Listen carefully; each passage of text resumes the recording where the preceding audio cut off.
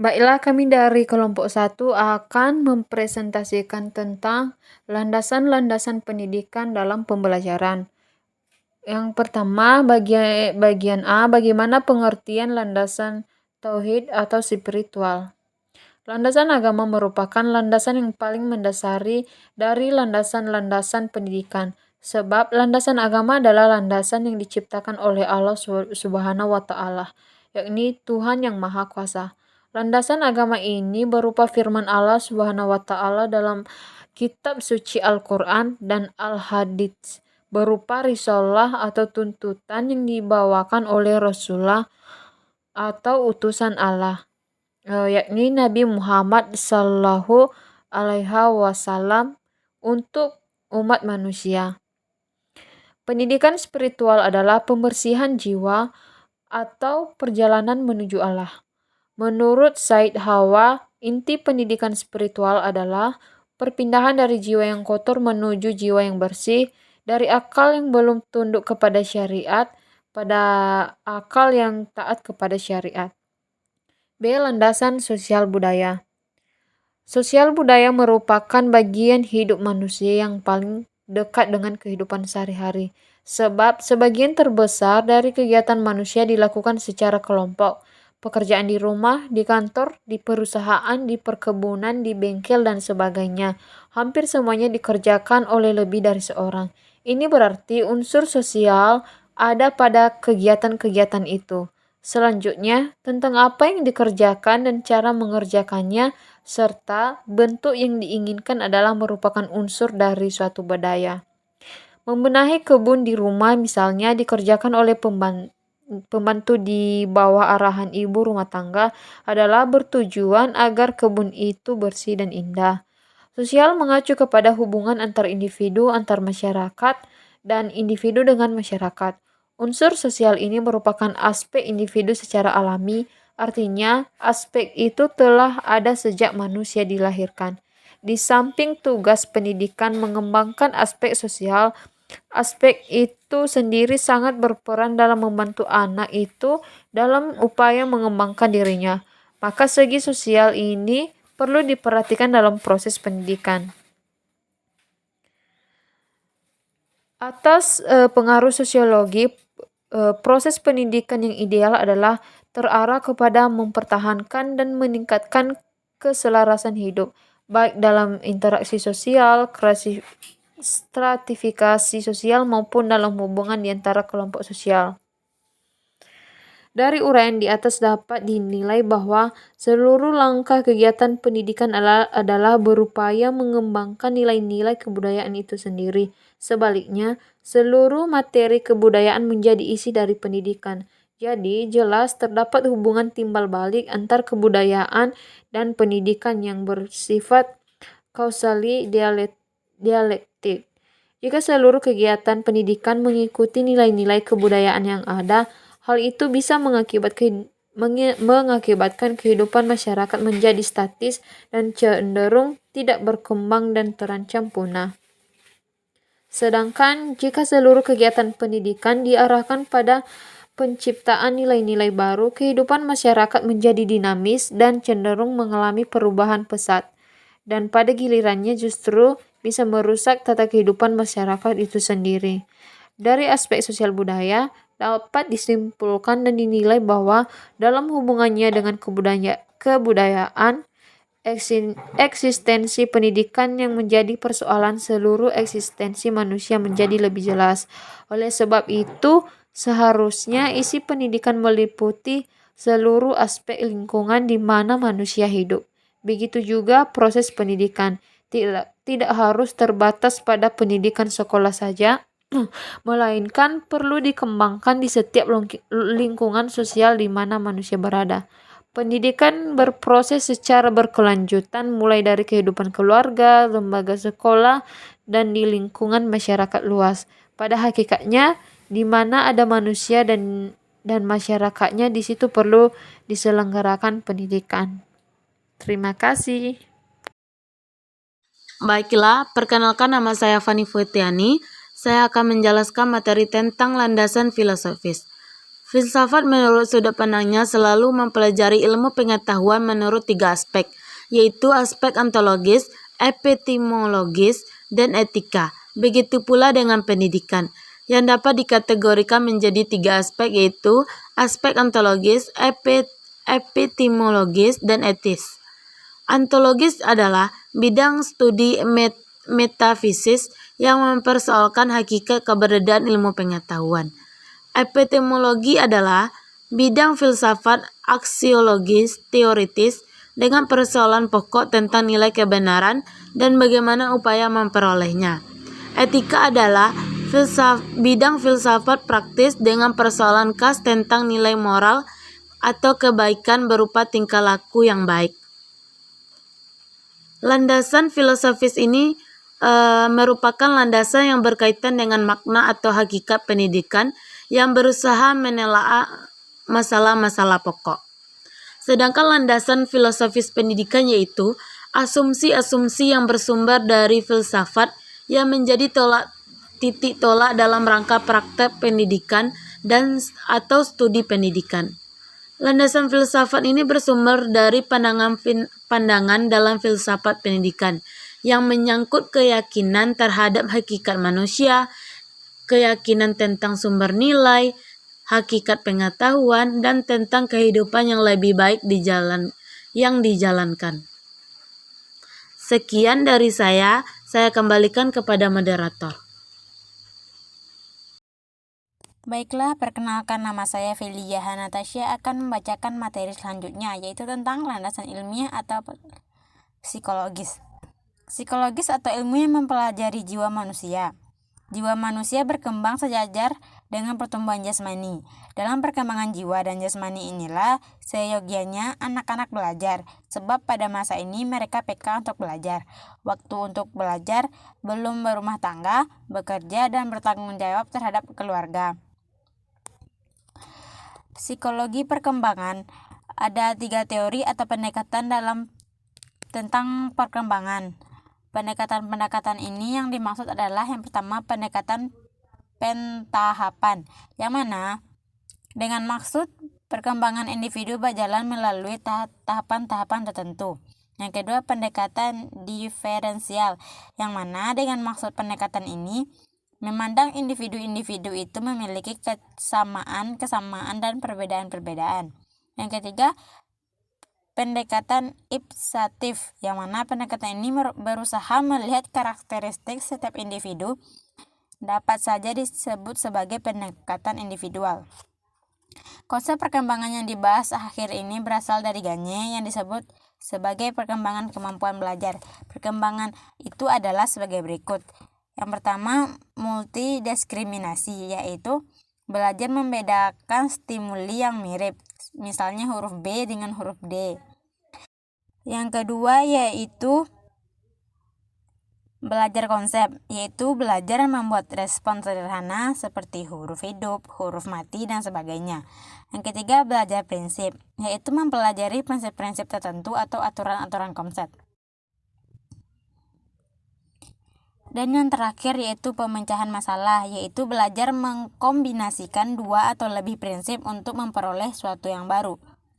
Selanjutnya, psikologi belajar.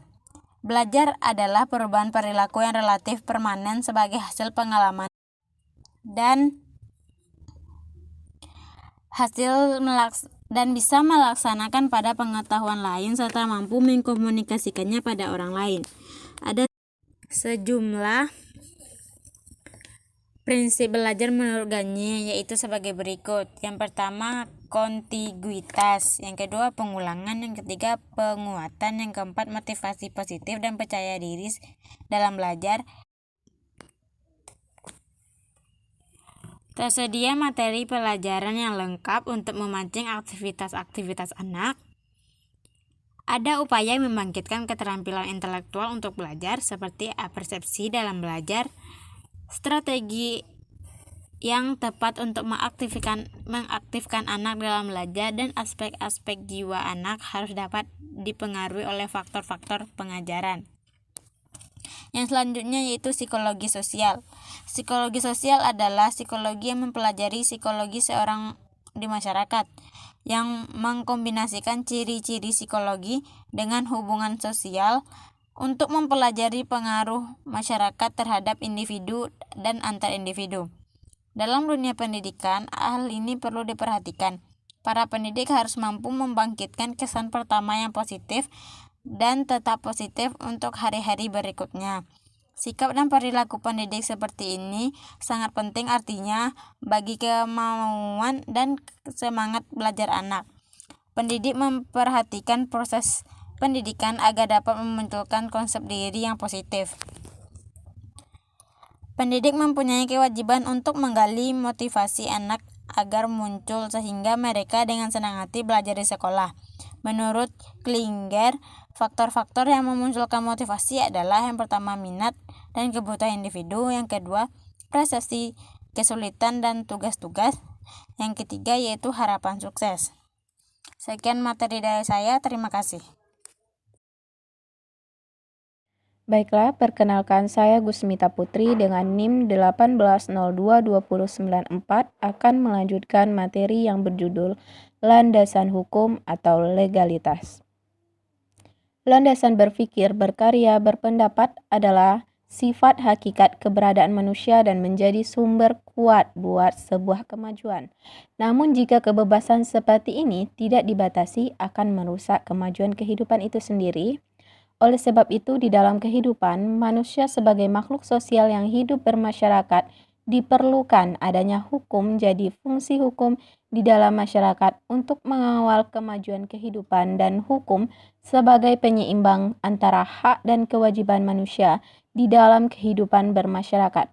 Begitu pula dalam pendidikan, hukum digunakan sebagai pengawal untuk mencapai kemajuan dan tujuan yang telah ditentukan. Hukum yang dimaksud adalah segala jenis aturan yang harus kita taati untuk mencapai tujuan. Sementara itu, hukum dapat dipandang sebagai aturan baku yang patut ditaati. Aturan baku yang sudah disahkan pemerintah apabila tidak ditaati akan mendapatkan sanksi seperti aturan yang ada.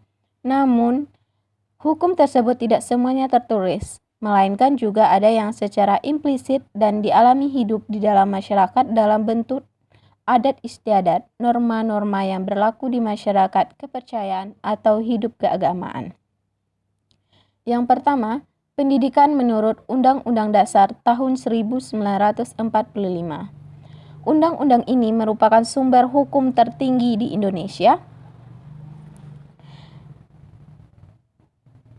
Oleh sebab itu, negara wajib melaksanakan pendidikan nasional yang diatur di dalamnya pasal 31 dan 32 Undang-Undang Dasar tahun 1945, pasal 31 ayat 1 yang berbunyi, tiap-tiap warga negara berhak mendapatkan pengajaran, sedangkan ayat 2 berbunyi, pemerintah mengusahakan dan menyelenggarakan gerakan suatu sistem pengajaran nasional yang diatur dengan undang-undang. Pasal tersebut mengandung arti bahwa setiap warga negara berhak mendapatkan sebuah pendidikan. Jika tidak, berhak menuntut pemerintah dengan undang-undang tersebut. Namun, begitu pula sebaliknya, jika warga negara tidak mau melaksanakan kewajiban pendidikannya, maka negara berhak memberikan sanksi hukum terhadap warga negara tersebut. Sedangkan pada pasal 32 berbunyi, pemerintah memajukan kebudayaan nasional Indonesia. Sebab kebudayaan dan pendidikan mempunyai hubungan yang sangat erat, karena kebudayaan adalah hasil budidaya manusia, jadi apabila pendidikan maju, kebudayaan pun juga akan maju. Selanjutnya yaitu Undang-Undang RI tahun 1989 nomor 2 tentang pendidikan nasional. Undang-undang ini paling banyak membicarakan pendidikan jika dibandingkan dengan peraturan Undang-Undang Republik Indonesia lainnya, karena undang-undang ini bisa disebut peraturan perundang-undangan pendidikan. Undang-undang ini mengatur pendidikan pada umumnya, jadi segala sesuatu bertalian dengan pendidikan mulai dari persekolahan sampai perguruan tinggi ditentukan dalam undang-undang ini. Namun, di sini tidak semua pasal akan kita bahas, hanya pasal-pasal penting dan terutama yang membutuhkan penjelasan mendalam dan menjadi acuan untuk mengembangkan pendidikan. Pasal-pasalnya yaitu yang pertama pasal 1 ayat 2 dan ayat 7. Pasal 1 ayat 2 yang berbunyi yaitu pendidikan nasional adalah pendidikan yang berakar kepada kebudayaan bangsa Indonesia dan yang berdasarkan pada Pancasila dan Undang-Undang Dasar tahun 1945. Berarti undang-undang ini mengharuskan pendidikan berakar dari kebudayaan bangsa Indonesia yang berdasarkan Undang-Undang Dasar tahun 1945 dan Pancasila. Tetapi kenyataannya saat ini kita belum mempunyai teori-teori yang khas sesuai dengan kebudayaan bangsa ini. Teori pendidikan kita masih dalam proses pengembangan. Pada Sanusi tahun 1949. Saat ini kita masih mencontoh teori-teori dari luar negeri kemudian diterapkan di sini, bahkan teori-teori tersebut tidak dilakukan penelitian di dalam negeri terlebih dahulu sehingga kebanyakan langsung diterapkan begitu saja sehingga tidak bisa sesuai dengan karakter budaya bangsa Indonesia.